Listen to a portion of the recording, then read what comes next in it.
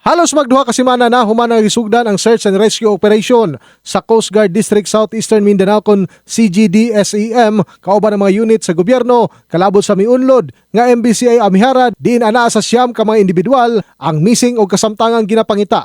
Gibutyag karon sa labaw sa CGD-SEM nga si Commodore Philip Soria nga wala pa sila gihapon nawad-an og paglaom ug padayon gihapon ang ilang pagpaningkamot kung asa nagpabilin gihapon nga search and rescue ang status sa kasamtangan nila nga operasyon. So we are still on search and rescue operations as long as it's still possible because we are continually getting breakthroughs on a daily basis po.